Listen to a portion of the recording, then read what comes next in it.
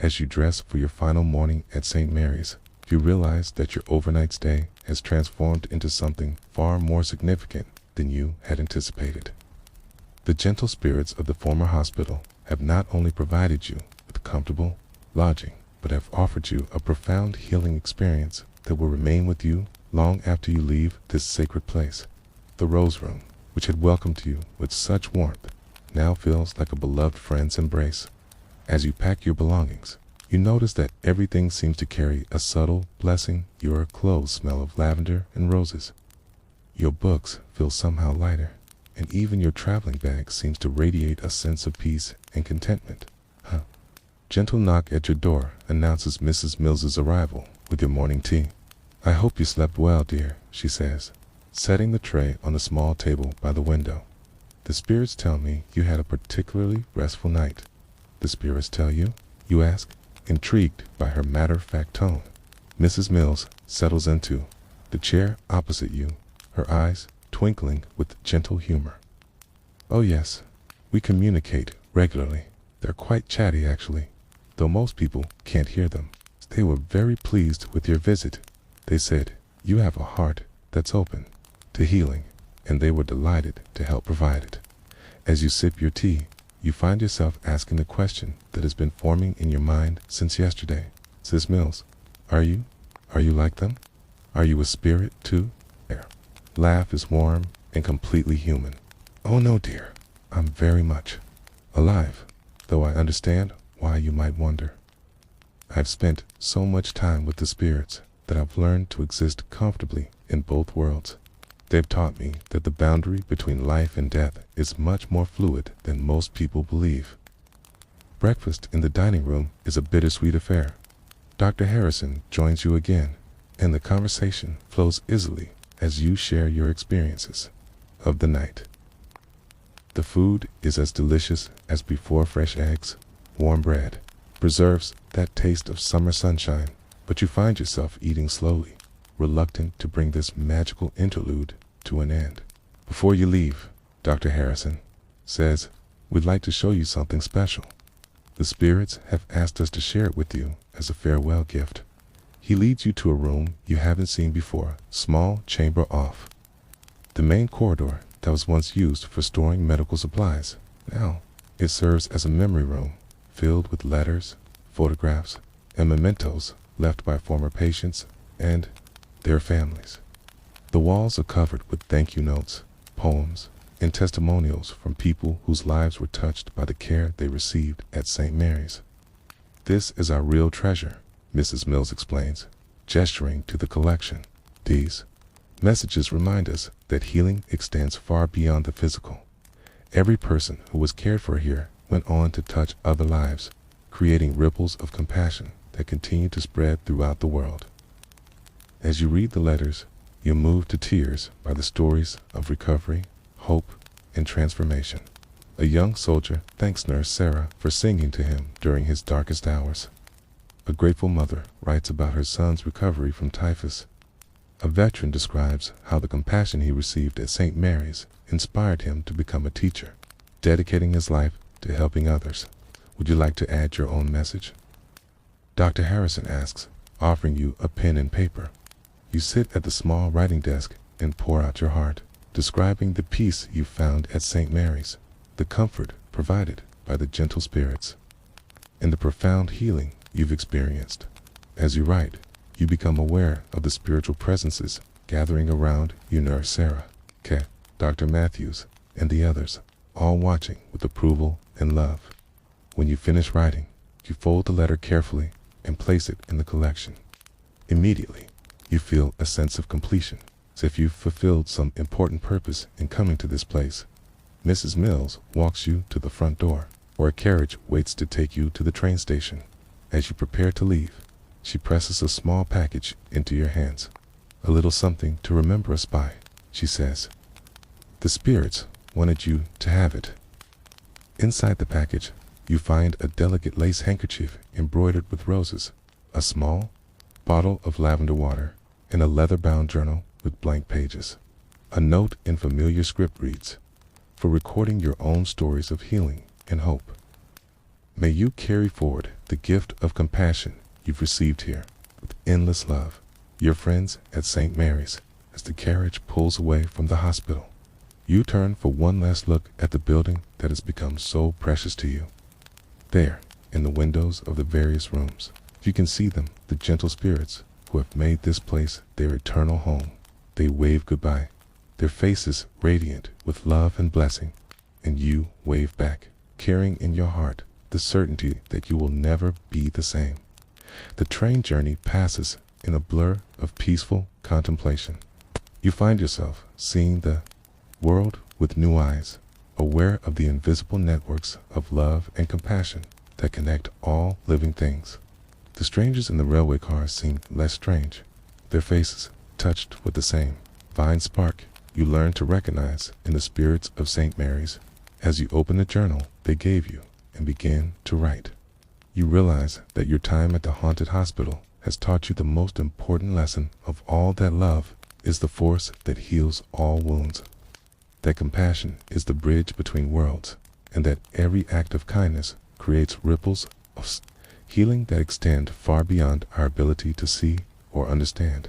You write, came to St. Mary's seeking only a night's lodging, but I found something far more precious, a glimpse of the eternal nature of love and the understanding that healing is not just something we receive, but something we are called to share with others.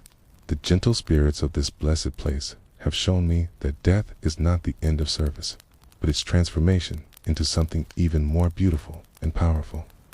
The train carries you toward your destination, but you know that part of your heart will always remain at St. Mary's, where the gentle guardians continue their eternal work of healing and hope. And you carry with you the sacred responsibility to share their gift of compassion with everyone whose path crosses yours, creating new ripples of healing in a world that desperately needs to remember the power of love. And so ends our gentle tale of the haunted hospital, where spirits of compassion continued their eternal work of healing hearts and souls. May you find the same peaceful rest that blessed our traveler, and may you wake tomorrow ready to share the gift of kindness with a world in need of healing. Sweet dreams, dear listener, and don't forget to subscribe for more soothing journeys into the tender mysteries of the past. As your second night at St. Mary's begins, you find yourself settling into the rhythm of life in this sanctuary of gentle souls. The building seems to breathe with a peaceful energy, and you've come to understand that the haunting of this place is not frightening, but profoundly comforting. The continued presence of those who served here with such love that they cannot bear to leave. Mrs. Mills has invited you to join her for evening tea in the small parlor that was once the nurse's station. The room is cozy and warm, with a fire crackling in the small fireplace and oil lamps casting a golden glow over the comfortable furniture. Dr. Harrison joins you, as has become his custom, and the three of you share stories and gentle conversation. As the night settles around the building, I've been thinking about what you said yesterday. You tell Mrs. Mills about the spirits here continuing their work of healing. I have to admit, I feel different since I've been here, calmer, more at peace than I've been in a long time. Mrs. Mills smiles knowingly.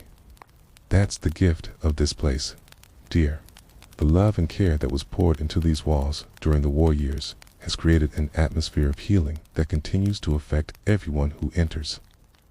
The spirits here, Nurse Sarah, Dr. Matthews, Orderly Jenkins, and so many others, they've learned that healing doesn't end with death. It transforms and continues. Dr. Harrison leans forward, his eyes twinkling with gentle wisdom. During the war, we discovered that the most powerful medicine wasn't always what we found in bottles or medical texts. It was the presence of someone who cared, the touch of a gentle hand, the sound of a soothing voice. These spirits have learned to provide that kind of healing in ways we're only beginning to understand. As you prepare for bed, you notice that your room has been subtly attended to in your absence. Fresh flowers have been placed on the bedside table. The bed has been turned down with care, and a small plate of cookies and a glass of warm milk wait on the writing desk, A note in delicate script reads, "For sweet dreams and peaceful rest. With love, your friends at St. Mary's." You change into your nightgown and settle into the comfortable chair by the window, looking out at the garden bathed in moonlight. The night is clear and still, and you can see the gentle glow of lights in the town below. As you watch, you become aware of movement in the garden, the same young nurse you've glimpsed before, walking slowly among the flower beds, her white dress seeming to glow with its own inner light. The sight fills you with such peace that you find yourself speaking aloud to the spirit as if she were a dear friend. "Thank you for your care," you whisper. "I feel so much better since I've been here." As if in response, the figure in the garden pauses and looks up at your window. You cannot see her face clearly. You sense her smile, and a feeling of profound love and acceptance washes over you. She raises her hand in a gentle wave, and you wave back, feeling a connection that transcends the boundaries between life and death. When you finally climb into bed, you're aware of a presence in the room, not intrusive or frightening, but protective and loving, as if Nurse Sarah Bennett has appointed herself your guardian for the night, ensuring that your sleep is deep and restorative. The quilts seem to settle around you with unusual warmth, and the pillow cradles your head with perfect comfort. Your dreams that night are extraordinarily filled with visions of the hospital during its years of active service, but seen through the lens of love and healing rather than suffering. You dream of soldiers finding peace, of families reunited, of wounds, both physical and spiritual, being healed through the power of compassionate care. Throughout the dreams, you're aware of the gentle presence of the hospital's spiritual guardians, watching over all with infinite patience and love. You wake several times during the night, each time feeling completely rested and at peace. Once, you're certain you hear the soft sound of singing a lullaby so beautiful and comforting that it carries you immediately back into peaceful sleep. Another time, you're aware of cool hands adjusting your covers, ensuring that you remain comfortable throughout the night. The most remarkable moment comes just before dawn, when you wake to find the room filled with a soft, golden light that seems to emanate from the very walls themselves. In this gentle radiance, you can see them clearly, the spirits who have made this place their eternal home. Nurse Sarah Bennett sits in the chair by the window, her needlework in her lap, watching over you with maternal care. Dr. Matthews stands quietly by the door, his presence a benediction of healing and hope. Other figures move softly through the room, orderlies, nurses, volunteers who served here during the war years and have remained to continue their work of compassion rather than being frightened. You feel overwhelmed with gratitude and love. These gentle souls have welcomed you into their sanctuary, offering you the same care and comfort they once provided to wounded soldiers.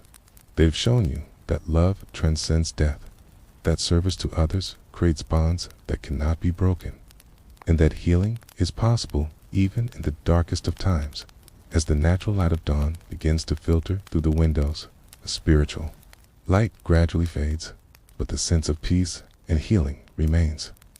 You rise from bed, feeling more rested and renewed than you have in years, carrying within you the gift of understanding that you are never truly alone, that love and compassion create invisible networks of support that surround us always.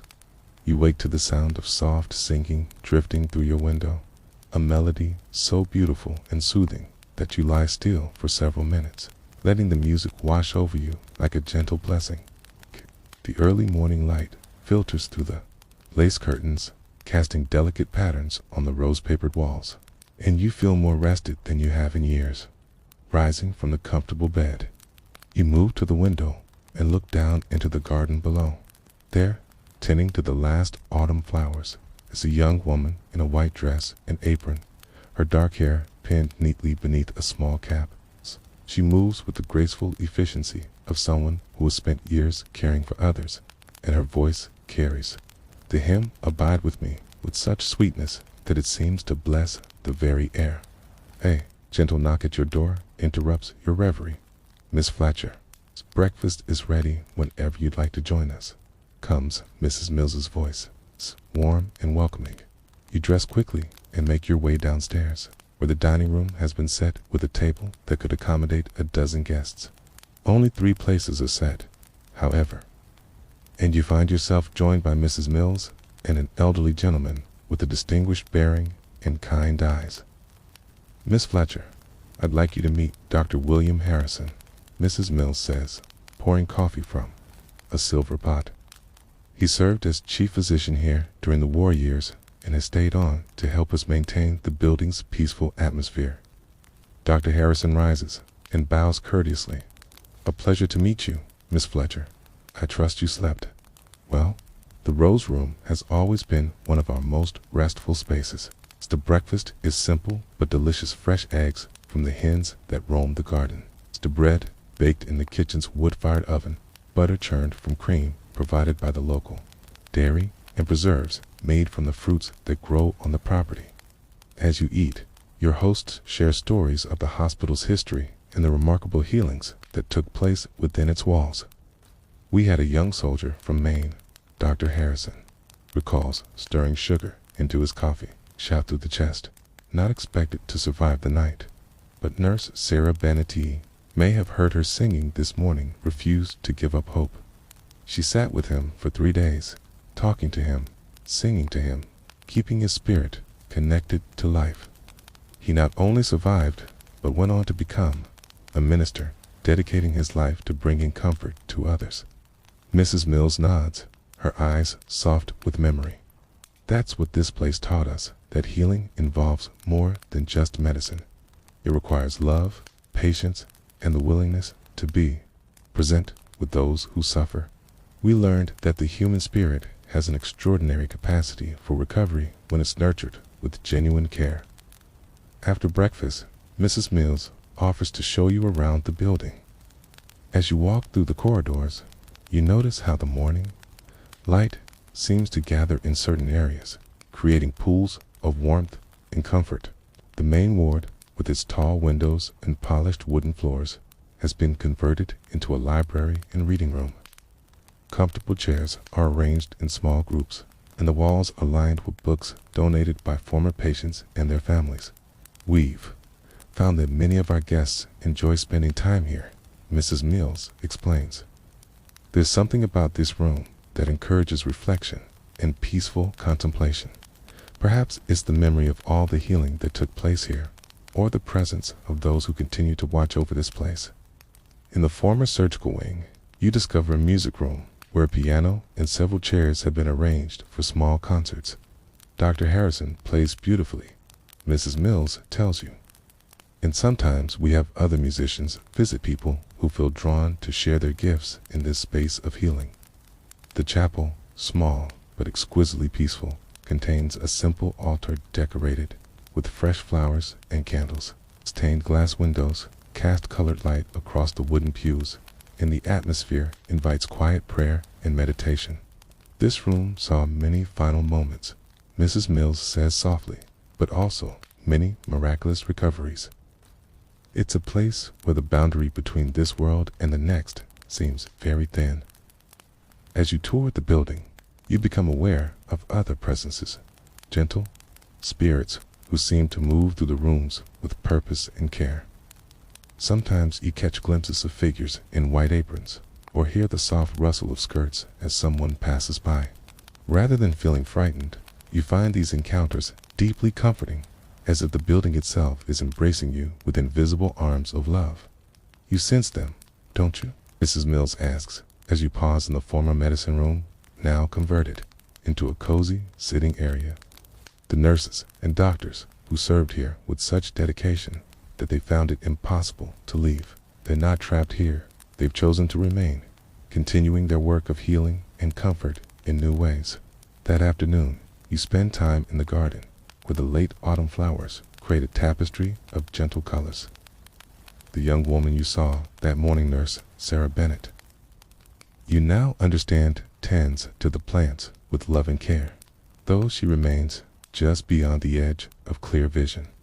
Her presence fills the garden with an atmosphere of such peace that you find yourself sitting on a wooden bench, feeling more content than you have in months. As evening approaches, you realize that your overnight stay has become something more, a retreat from the world's concerns, a time of healing and restoration that you didn't know you needed.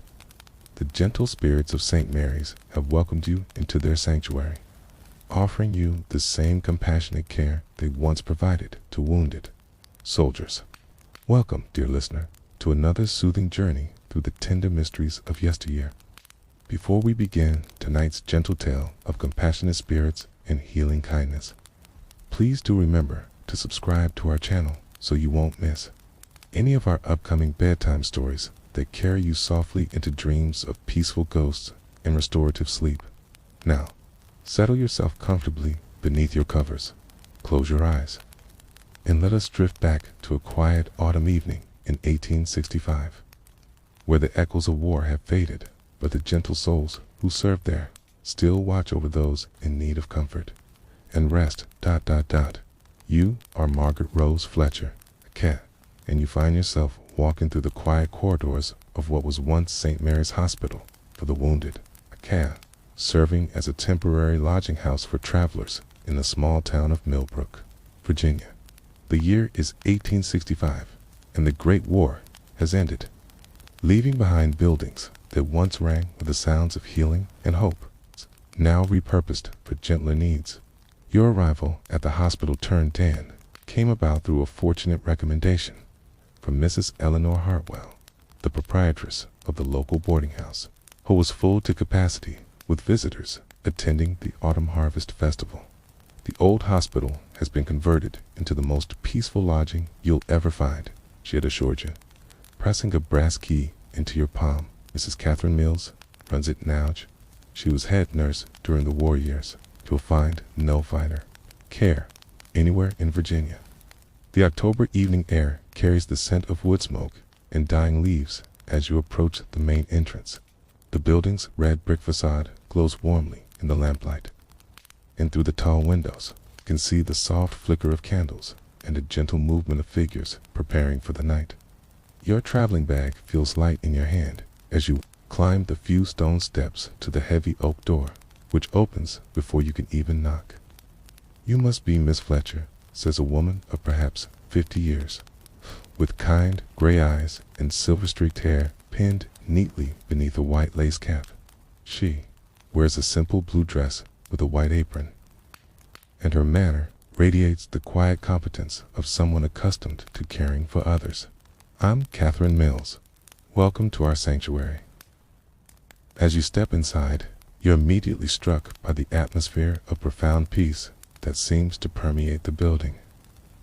The lobby, which once served as the hospital's reception area, has been transformed into a comfortable sitting room with overstuffed chairs arranged around a crackling fireplace. The walls are painted in soft shades of cream and pale blue, and oil paintings of pastoral scenes create a sense of tranquil beauty. "We've prepared the rose room for you," Mrs. Mills says, leading you up a staircase with a polished mahogany banister. It overlooks the garden and catches the morning light beautifully. "I think you'll find it quite restful."